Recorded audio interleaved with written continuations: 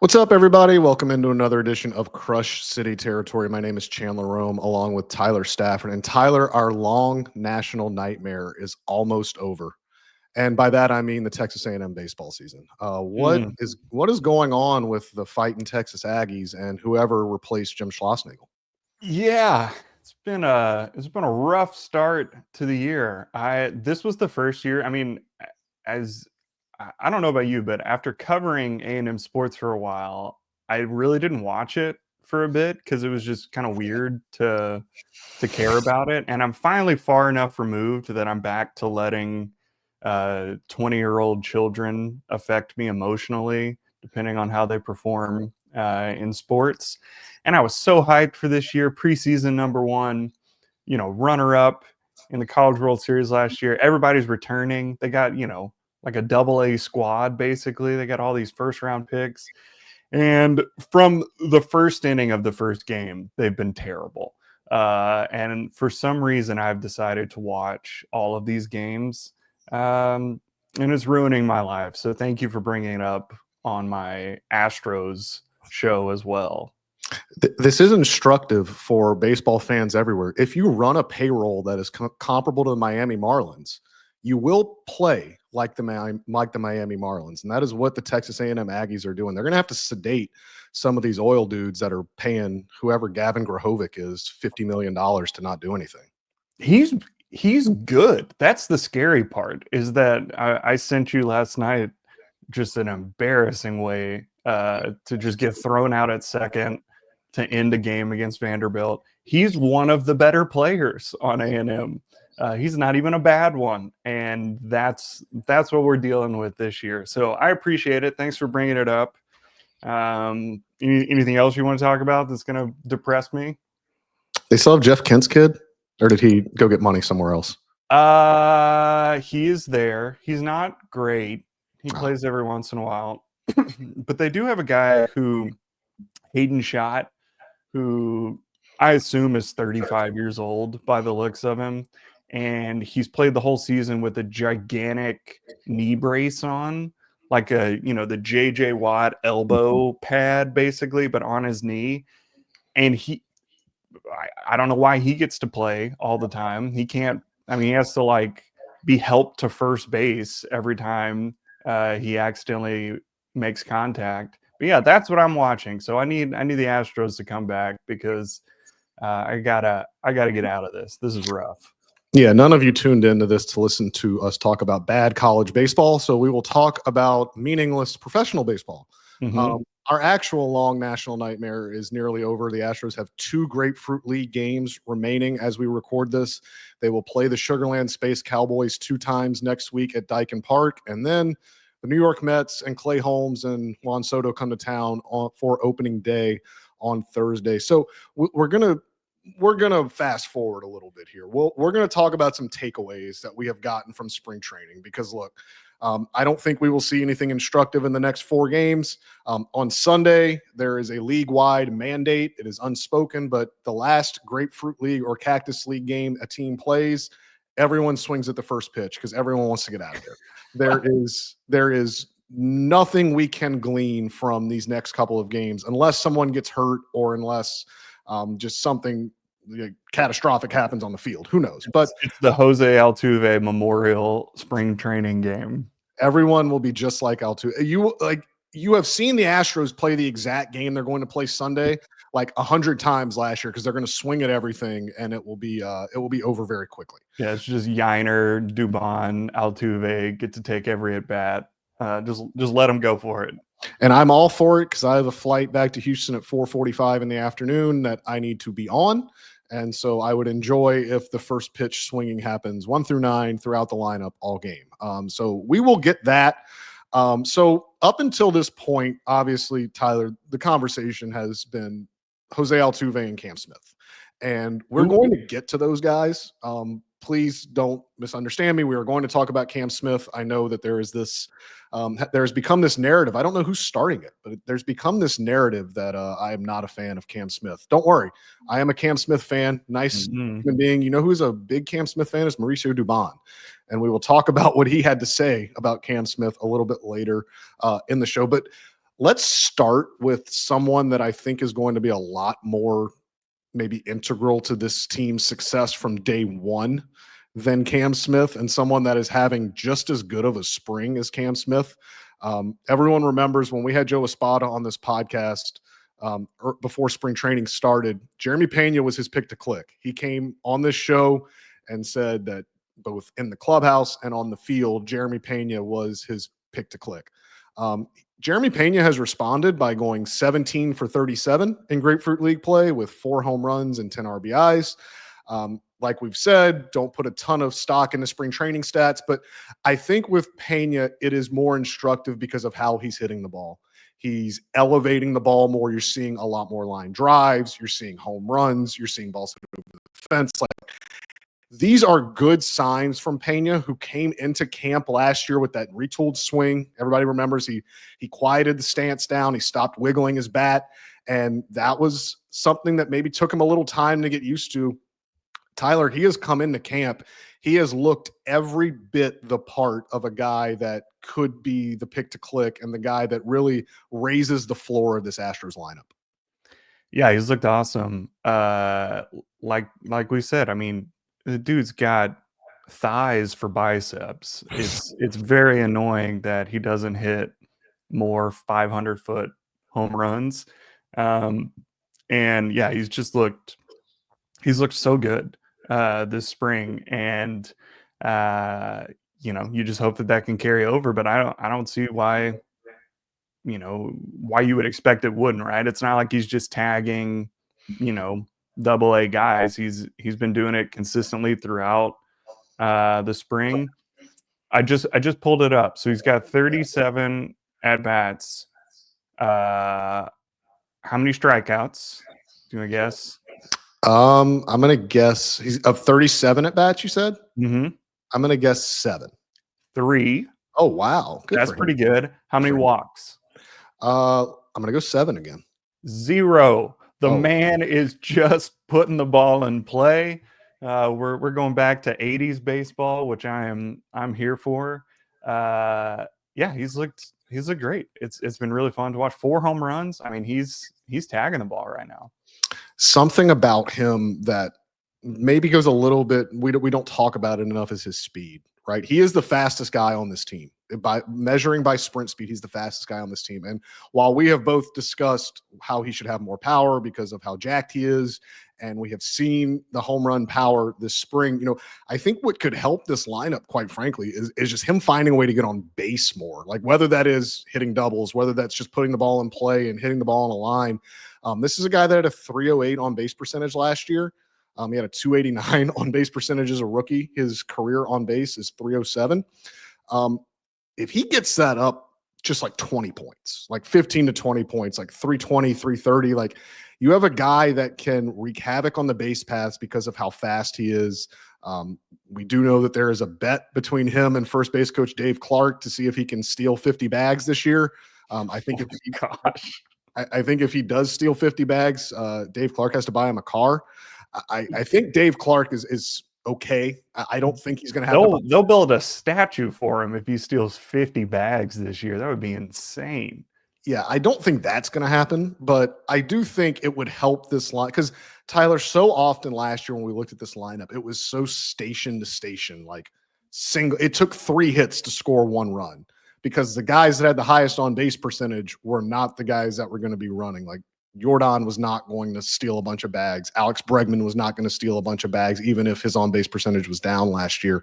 The guys that got on base were not the guys that you wanted running. So if they can just get him on base more to change the dynamic of this lineup, because look, I know in their heart of hearts, they want this lineup to be more dynamic. They want to use their speed, the little team speed they do have. They want to showcase it. They want to put pressure on the opposing pitcher, a pressure on the catcher, because last year this lineup got it was way too homer prone. Well, I guess reliant on home runs, I should say, to score runs. And this was not an offense that you would ever say was, athletic or dynamic or put any pressure on guys unless they were hitting the ball out of the ballpark. I think Jeremy Peña getting on base more can do that. Yeah, to be fair, he's on pace for 0 walks. So to get the OBP to 330, he's going to have to hit 330. So that's going to be an impediment to that. Plus, he's hitting for too much power. He's going to be on second base or at home too much to steal 50 bags. He's going to have to start ripping a few more singles so he can get his car. But I think they'll be okay if he just has 40 doubles instead. Yeah, I think that'll manage. Do you think anyone's going to hit 60 home runs on this team? No. Mauricio Dubon seems to think that Cam Smith could be that guy. We're going to talk Come on, Doobie. You can hop on the hype train with me. We're going to talk about Mauricio Dubon's wild quote and more about Cam Smith right after a message from our friends at Foul Territory. FT fam, I hope you have as much confidence as Penelope right now, who is an avid Spot and Tango fan, okay? And she uses the code FOUL, Kratz, because this is a personalized dog food subscription service that prevents you, of course, from going to the store to pick up the food. And she just gets the highest quality unkibble. That is what they're known for. And I know you love the quiz part of it, too. It's a super quick quiz, but it lets you give them the information and they tailor it to what is needed based on their age, size, activity level, all things that are custom for each and every one of your dogs. Yeah, human-grade ingredients in that unkibble. USDA meat, fruits, and veggies that are approved there. No artificial stuff, no preservatives. They've got the exclusive deal for the FT fam for a limited time. Go to spotandtango.com/foul. Use code FOUL to get 50% off your first order. That's spotandtango.com/foul. It's spotandtango.com/foul, code foul. If you don't watch us on YouTube, you need to go on YouTube just to watch that ad and just see Penelope wearing an oversized Foul Territory t-shirt like that. That is worth going to our YouTube, going to like, I can tell you the timestamp. The timestamp is like 11:50. So just flash forward to 11:50 so you can see. I'm a little thrown off. Me too. By what we just saw, but Cam Smith will get us back on track as he has this whole spring. Speaking of dogs. Speaking of dogs, Cam Smith, certified dog. He is still the talk of spring training, obviously. He probably had his worst game of spring yesterday against the Cardinals, struck out twice against Sonny Gray, who has a 14 ERA in spring. But I will say this, looked really good in right field. He made a couple plays, one in the first inning where he had to run along that. There's a short foul territory wall in Jupiter. He had to run along that wall with the wind playing tricks on him, caught it on a line, athletic play, heady play with how he approached that, ran down a ball in the gap.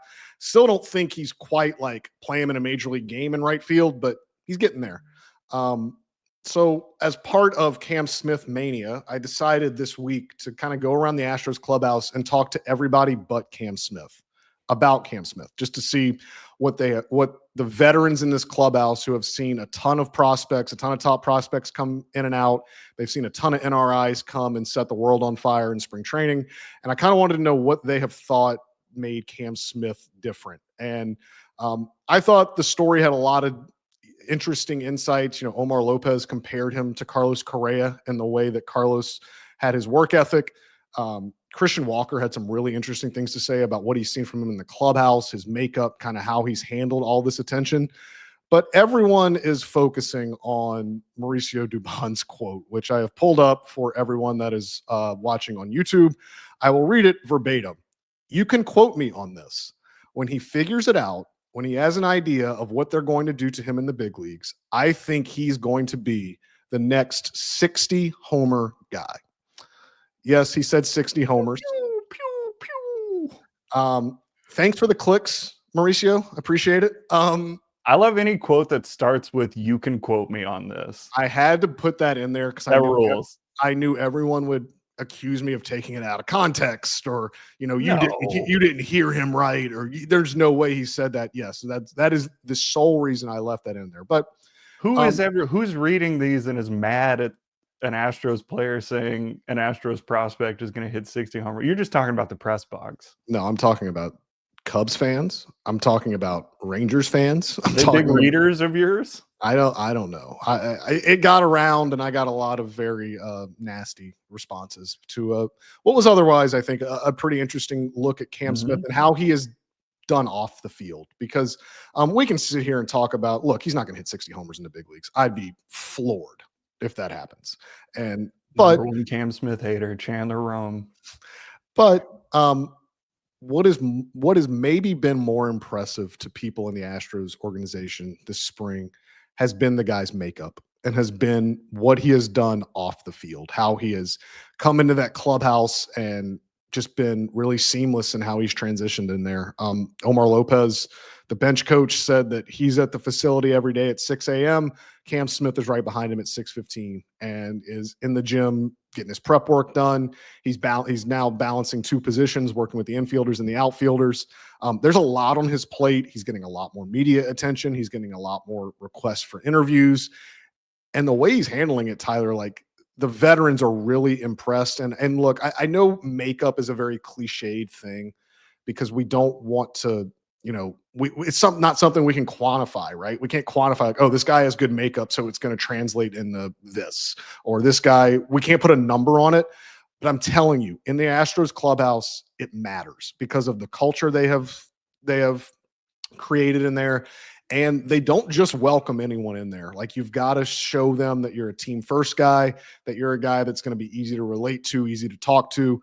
And Cam Smith has passed with flying colors in the clubhouse. We've seen what he's done on the field. Tyler, he's done everything I think he needs to have a legitimate shot at cracking this roster. Crazy. I mean, what an insane story again, whatever happens, but you can't be more excited than watching Cam Smith right now. I mean, he is so fun to watch. He's so fun to talk about, to hear quotes from other players. It's cool that we have this podcast and we can talk about Cam Smith, and then your job is you can just go inside the clubhouse and ask other players about Cam Smith. That makes this a lot more interesting, I think, than us just kind of reading box scores. But I mean, look, baseball players know, right? Like, they can feel it when a guy is capital letters a guy. And I mean, everything about Cam Smith is just screaming, this is a guy. And man, I cannot wait to see him playing in Houston, whenever that is, whether it's opening day, whether it's the second day of the season, maybe even the third day of the season at worst. I'm excited to watch him play. All right, so let's talk about that. When are you going to get to watch him play in Houston? As of this recording, I do not believe any final decisions have been made on the Astros roster. I honestly cannot tell you right now where they are leaning one way or the other. The fact that Cam Smith is still in Major League camp, the fact that they keep playing him in right field to try to see what he looks out there like, that is evidence enough that he is very much in the mix to make this team. However, they have to consider a lot of different things here. First and foremost, Zach DeZenzo is playing just as well as Cam Smith. He is 17 for 41 in Grapefruit League play, which, if Cam Smith didn't exist, we would be talking about Zach DeZenzo as the breakout star of this camp. Just like Cam Smith, they're playing Zach DeZenzo a lot in the corner outfields. Zach DeZenzo has been in the big leagues already. He has experienced failure in the big leagues already. Not a ton, but I mean, he came up last year and didn't look overmatched, but certainly didn't get the results that I think the Astros were hoping. So he's been through that already. And the fact that he was getting outfield reps last season with the big league team. He never played in a major league game in the outfield, but was working in the outfield, went to Puerto Rico this winter and played primarily in the outfield, came to spring training and was training primarily with the outfielders. He is more advanced playing right field in any situation than Cam Smith. They just started Cam Smith out there 2 weeks ago. I asked Joe Espada point blank yesterday, whether he thinks Cam Smith can play right field in a major league game right now. And he basically said, ask me later. So I think, and this is what I think. This is not some reporting. This is just my gut. My gut tells me that they want Cam Smith to go to the minor leagues and play right field every day for however long it takes for them to feel comfortable, whether it's a month, whether it's 2 months, whether it's 2 weeks. I don't know what that timeline is. I think if Cam Smith had come into camp from day one and been a right fielder, I think we're having a completely different conversation. But I think it's a tough ask, Tyler, to ask this kid to go face the best pitching you've ever seen in your life, and Grapefruit League does not count. Go face the best pitching you've ever seen in your life. Also, go play a position that you have never played before, aside from these couple spring training games. Oh, and by the way, you have a left fielder that is still learning the position, and all eyes are going to be on you every time you come up to the plate, every time a ball is hit to you. We just talked about how great the Astros think his makeup is. I think they do run the risk a little bit of, if they carry him on opening day and he goes, 2 for 30, just like Alex Bregman did, to start his big league career, they run the risk of maybe cratering his confidence a little bit. And I don't know if they want to do that. So where do you stand, Tyler, on this whole conundrum? Because, I think Cam Smith sails onto this roster if it wasn't for Zach DeZenzo playing well, and if it wasn't for them switching him to right field so late in camp. I mean, I want to see him play, right? Like, to me, I would rather look. Everyone understands that failure is going to come in the big. I don't think at this point anyone is going to come up to the big leagues and struggle and people give up. I mean, especially considering what happened to the guy that vacated right field, right? Like Kyle Tucker had 2.5 years of really struggling, and no one's ever going to talk about that because he's Kyle Tucker now, right? And so if you've got the talent, it's going to come through eventually. I get it. If I have to pivot from the Cam Smith hype train and then, go on and all my fellow degenerates will cheer for Zach DeZenzo. You like that one? I like that one. That's good. Thank you. That was off the dome just now. I thought that was pretty good. No, that's good. Yeah, I get it. It's so funny that the reason that he's probably not going to play is Jose Altuve is the left fielder now, which is not an issue that I anticipated running into. And it's also just hilarious that the Astros have too many outfielders after panicking so much about what they're going to do. But I get it. I'm not going to throw a fit if he has to go hit 600 in Sugarland for 2 weeks to prove to everybody that he's going to be okay. No, I mean, he's going to be up eventually. He has the talent. Which is crazy that you can just tell already. He's good, man. And I want him to be up. I get why they won't. I get why they don't have to, I guess is a better way of putting it. They could. I mean, it's not going to crater the team either way, but they're not in a position where they have to bring up their top prospect and throw him into a weird situation. And so I don't think they will. But man, would I love to see it. That would be a lot of fun. And I think I mentioned the way player development works. Player development is not linear. Alex Bregman came up and he was the most can't miss prospects when he came up to the Astros. And very infamously, he started his career 2 for 40. And AJ Hinch moved him up in the batting order amid that. I don't know if people remember that. They knew this kid was just different. They knew Alex Bregman was different mentally and how he approached the game, things like that. Maybe they think Cam Smith is like that. Maybe they think Cam Smith would be fine with failing a little bit. He would handle it in stride, take it in stride. The Astros certainly have enough around him that if Cam Smith comes up and does struggle, like he's not going to be the sole reason, the team loses a game or if things go south. Like there's enough around him that he doesn't have to carry the team, be an aircraft carrier, as Dana Brown says. He doesn't have to be that yet. But I think you have to remember this kid's 22 years old.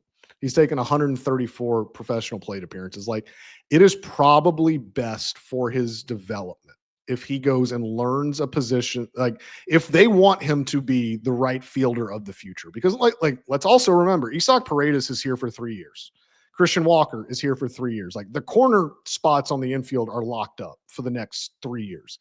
We have definitely figured out that Cam Smith is going to be an everyday player for this team well before those 3 years are up. He's probably going to have to play right field. So I think it's probably better for his long-term future to send him to Double. I honestly think he should go to Double A, where the pitching is better. The pitching and the competition overall is better in Double A. If he goes to the PCL, where like everyone hits 600, he may hit 800 in the PCL because the pitching's not great, and every ballpark that you go to is in elevation, and the ball it's a launching pad there. So it's probably best for his development to go play right field every day for the Corpus Christi Hooks for however long it takes for either, him to force the team's hand or for someone to play themselves off of the major league roster. And I think that's where we start to talk about Chas McCormick, who, in contrast to Cam Smith and Zach DeCenzo, has had an awful spring training. He has not been good. He did homer yesterday off of Sonny Gray, just destroyed a middle changeup for a 3-run home run to his pull side, which is a good sign when Chas is pulling the ball. But I mean, he's 5 for 31 in Grapefruit League play. He has taken 11 walks, so maybe he can donate some walks to Pena. They like his pitch selection. They like that he's, getting on base. But Joe Espada said yesterday, like, he needs to see some damage being done. And obviously Chas did that yesterday, homering off Sonny Gray. But Tyler, I think this spring has underscored, not just by Cam Smith's, ascension, but also Zach DeCenzo's, that Chas McCormick's on the clock here. Yeah. And we talked about this the other day, but I truly believe Chas McCormick is victim to having too cool of a thing for fans to do relative to his own talent. The Chas Chomp is like so cool that it really should be reserved for somebody who's hitting, 5th or above. And McCormick was just never that guy. And unfortunately, I think literally that created too high of expectations. Because if he's a 4th outfielder who hits 8th or 9th and doesn't have a Chas Chomp and people dressing up for him, I don't think people really care or think about it too much. I think he, had a really good stretch and people thought too highly of him. And now that he's kind of come back down to earth, it looks like a bigger fall than it should be. I mean, I don't think anyone would have expected him to have been, a guy that's going to carry a team or be like a steady, central figure in a team's roster building. But yeah, man, he's not looked good. And I don't know what that means for him eventually. But like you said, there's 2 guys that look ready to play and he doesn't. And, the nature of baseball is you got to make room, and it's getting real close to a time where you got to start thinking about what do you do with Chas. All right, let's unpack a couple things right there. Chas McCormick was excellent in 2023. Like no disputing that. Was probably one of the 2 or 3 best hitters on the team. He had a 130 OPS plus. Like, I mean, he was 30 points better than the average major league hitter. Before that season, in 2021 and 2022 combined, McCormick had taken 727 major league plate appearances, that's a representative sample size. He hit 250, slugged 425, and had a 109 OPS plus, which is 9 points above league average. This was not a guy that just they found off the scrap heap and just had a one-hit wonder sort of thing in 2023. Like, he was a good player. Like, was he elite? No. But I mean, you take a 109 OPS plus hitting 6th or 7th every day of the week. And that's what he was before 2023. Obviously, we saw last year was miserable. Like, he was not good. There is no way you can explain last year as good in any iteration. But it does lead me to believe, like, he's got enough of a track record for you to think it's in there.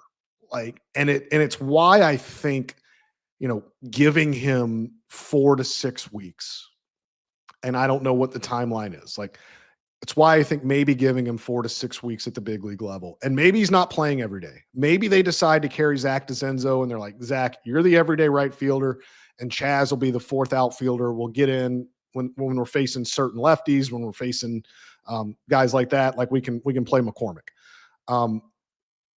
But I think the sample size is too strong for them to just jettison him. Like, he does have minor league options left. They could, if they decide they want Zach DeCenzo or Cam Smith to be their everyday right fielder, they can option Chas McCormick to AAA. He can get a bunch of at-bats there. I'm not sure what that would help, what that would solve, because he's pretty clearly like mastered the minor leagues. He's not a AAA player. But Tyler, they're going to have to carry him on. I wrote this today, like, they're probably going to have to carry him on the opening day roster no matter what. And here's why. Jake Myers is going to play center field predominantly. He's going to be the predominantly everyday center fielder. Mauricio Dubon's going to get a ton of time at second base. Not sure he's going to be the primary guy, but he's going to play a lot with Brendan Rodgers or Luis Guillorme, whoever they decide. That is the extent of their center field depth. Now, we saw how Joe Espada managed this team last year. He gave 109 pinch hit plate appearances last year. That's the most taken by an Astros team since 2016. Joe Espada uses his bench. He uses his whole bench. He likes to pinch hit, likes to set up platoon matchups late in games. Tyler, who do you think who are the ideal candidates for him to pinch hit for late in games when you look at this everyday lineup? I mean, I guess whoever's playing second base and whoever's playing center field. Catcher, maybe, if Yiner's not in there, if you need a defensive replacement, maybe that turns into something. But yeah, I mean, there's not a lot of opportunities for pinch hitting. And I mean, depending on what the roster is like, John Singleton is my pinch hitter. That's who I want taking a pinch hit at bat. He just always comes in and looks like he's been in the game for 3 or 4 at bats, no matter what, which is an art form. I mean, it's hard to do.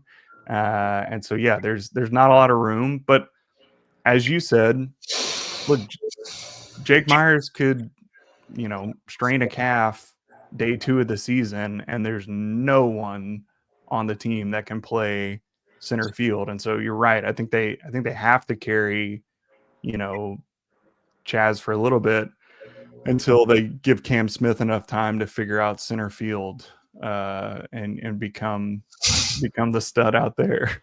They are not putting him in center field. But suffice to say, Mauricio Dubon and Jake Myers are going to be the 2 most common guys that Joe Espada would probably pinch hit for late in the game.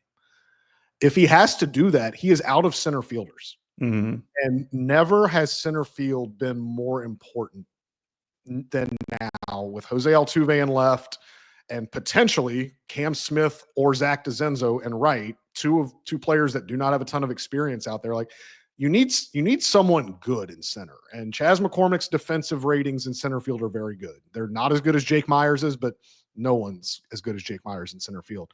So I think for them to have like competent center field depth and for them to be able to run an outfield out there that's, not a total defensive liability, I think they have to carry Chas McCormick on the roster. So I think his spot is secure no matter what we're talking about, how bad he's been in spring. But I think, Tyler, you have to really look at the reality that he may not be an everyday player when they break camp.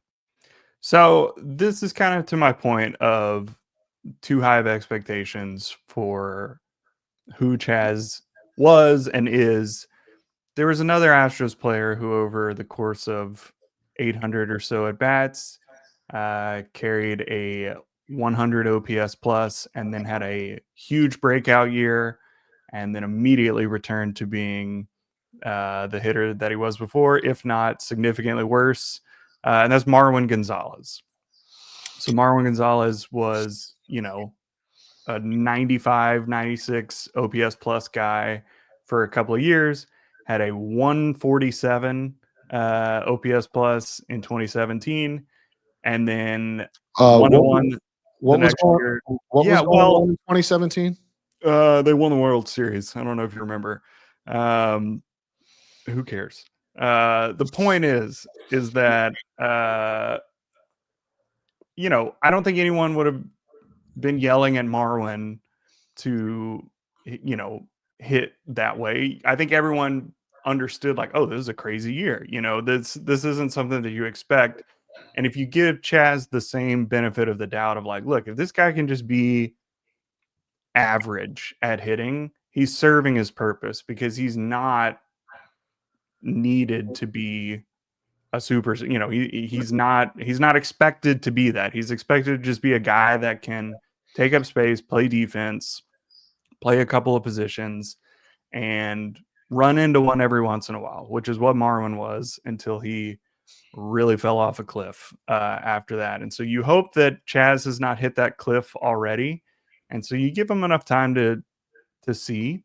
But I think everyone needs to lower expectations of just what he is capable of ceiling wise. Like, I think at this point it's safe to say, like, oh, that was an outlier. That was not indicative of what he could do on a consistent basis. I think he had a really good couple month stretch. You hope that he can do it again. But if he can just if he can just hit like an average major leaguer, he's going to serve an important part of this team. Let me before we get out of here, let me devil's advocate to that. 2023, sure, you can call that an outlier. By the same token, couldn't you call 2024 an outlier? Is he somewhere in the middle? Yeah, that's what I'm saying. It's like average. That's all he's got to be. He is not a 60. He had a 66 OPS plus in 2024. He is not a 66 OPS plus hitter. He's also probably not a 130 OPS plus hitter. He's probably 95 to 100, which is fine. I think if they can get a 95 to 100 OPS plus out of Chas McCormick, no matter how, like, in whatever sample size, whether he's the fourth outfielder, whether he plays every day, like, that's okay. There's this fundamental, like, thought among Astros fans that every single hitter in the lineup has to be like an 800 OPS hitter. Like, there is no lineup in baseball, maybe outside of the Dodgers, that runs 9 guys out there with 110 OPS plus. Like, you're going to have places in your lineup that, I mean, Jake Myers is going to play every day. Mauricio Dubon is probably going to play most of the time out there because they're really good defenders up the middle in positions where you have to be good defensively. You need guys like Christian Walker and Jose Altuve and Yordan Alvarez and Yainer Diaz. Like, they need to carry this offense. Like, if you're looking at Chas McCormick or Jake Myers or, hell, even Cam Smith or Zach DeZenzo to carry this offense, like, you're in a world of hurt, because, like, that's not what they're here to do. Like, those other guys I just mentioned are paid to carry the offense, not these guys. So, again, like, I think there's a spot for Chas McCormick on this team. I think he can bring value. I don't think he's as bad as he was last year. I don't think he's as good as he was in 2023. They can find a place in the middle. I think that would be a really nice spot for them to be in. Absolutely. Let's figure that out. Just a simple 100 OPS plus. That's all we're asking for. Real quick, before we get out of here, what do you think of the City Connects? I thought they were cool. I like the Stros. People get real fussy about HTX for some reason. I don't particularly care one way or the other. I get the HOU. But no, I thought they looked good. What about you? What do the players think? I mean, I think the players kind of have to say they like them. Like, I mean, the hats are cool. I will say I like that they're white. I like that the uniforms are white because with the other ones, with the first iteration of them, I liked the jerseys. I really did. I just hated the blue on blue. Like it looked like they were pajamas. Like someone even said that it looked like they were softball uniforms, like they were playing beer league softball. Like I did like the Space City jerseys. I just did not like the blue on blue. I think these are a lot cleaner. I think these, I'm not going to lie to you. I have not read all of their 50 million graphics about what every like line on the uniforms mean. But I mean, it seems like it's an ode to a lot of different things. I think there's a JFK quote on there somewhere about walking on the moon. I don't know though. I'm not a rapper that makes smash burgers, and I'm not an influencer on social media, so I did not get sent an advanced copy of these things that tell me what it all is. So maybe I need to open up a Trill Burger somewhere, and they'll send me all the merch I want. Did you see the $500 helmet you could buy? I'm out on that. I don't know. I feel like as a podcast, maybe we should go in on one and one of us wear the sweet helmet every time. I don't think they'll even take my money. I think if I show up there, they would literally Jim Crane would probably turn my money away. I'll be completely honest with you. That was the best part about when I worked for the Hooks, is that since they're owned by the Astros, technically I was a full-time Astros employee when I worked for them, and I got like 50% off everything in the team store. And so all of my friends just got loaded up on 2015 era merch every time I came to Houston. We would all just go to the team store and go crazy. So we could have had this helmet for $250. You probably got it 10 years ago. You probably got so much discounted like Tony Sip gear, maybe a Chad Qualls jersey. That 20 was he there in 2015? I remember Tony. Okay. Tony Sip was fun. They traded him for cash. I was very upset about that at the time. A Jed Lowry jersey, you'd have probably worn it more than Jed Lowry did. Which one? He played for the Astros and A's like 8 times in a row. They just kept flipping him back and forth. And he kept like starting fights. Like remember he tried to fight Bo Porter. Like absolutely. That was fun. Like the Astros. Bring that back. We should have more manager fights. Let's that should have been one of our New Year's resolutions for the team this year. I want to see one fist fight at one point during this year. Espada would hold his own. He could beat someone's ass. I'm not gonna. I don't think he'll do it. He's a peaceful, serene man, but he would hold his own among many managers. He would hold his own. I need a Espada Ron Washington like screaming match at one point in just like a meaningless September Angels Astros game. They're just yelling at each other. Did you see Wash ban cell phones from the Angels clubhouse? Cool. Do they? I think cell phones should be banned everywhere. But that is an old man thing to do. My follow-up is like, do they get to go off campus for lunch at 5th period, or do they have study hall as well? They need a hall pass to get out. I mean, what are they going to do? They play for the Angels. There's a reason you're playing there. Okay, you can't complain too much. Poor Mike Trout. Poor Mike Trout. But he's got $435 million, so good for him. The Astros will see a $700 million player very soon in Juan Soto. We will be there. We will be ready to tell you everything he does, everything the Astros do. The regular season starts next week, guys, which means we're going to be up to 3 episodes a week. We've got some interesting, fun stuff planned. We are not going to do game-by-game recaps of this team because that is just not instructive for anyone. But we will try to get to you guys after most series, recap series, see some long trends, some long view. We'll get guests that cover other teams to come in and get us a little bit of insight as to what's going on. We got a lot of great stuff planned. So if you guys could rate and review us on Apple, if you guys could subscribe on YouTube, that would help us a ton. Leave us a review. Let us know whether you like this, dislike it, whatever.